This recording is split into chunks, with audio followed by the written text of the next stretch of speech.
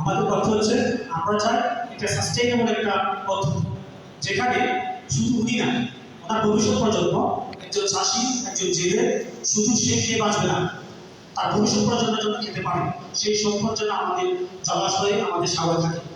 আমরা যদি এটা চিন্তা করি যে আমি যাই পাইলাম, মা ইলিশ, মা মাছ, বাচ্চা মাছ, মাছ সব খেয়ে ফেললাম, ভবিষ্যতে কি হবে সেটা ভাববো না, সেটা কিন্তু হবে না। তাহলে আমরা কি করলাম? শুধু নিজের স্বার্থে দেখলাম, ভবিষ্যৎ প্রজন্মের সাথে আমরা দেখলাম না। সেই জন্য ভবিষ্যতের কথা চিন্তা করে আমাদেরকে যথাযথ উপায় মানতে হবে।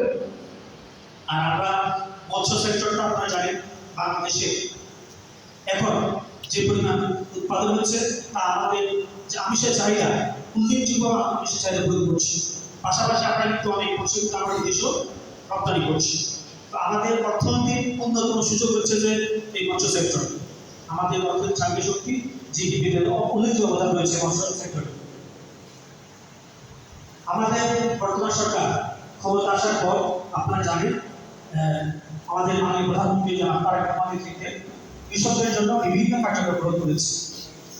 এর মধ্যে অন্যতম দীর্ঘজীবী কৃষক কার্ড।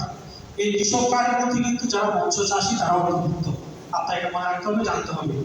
আপনাদের কিন্তু আমরা এখন আপাতত বাড়িখালী ইউনিয়নের একটা দলকে আমরা এই কাজ করছি। ভবিষ্যতে হয়তো পুরো উপজেলা সবার জন্য এই কার্ড দেওয়া হবে। এখন যেটা হচ্ছে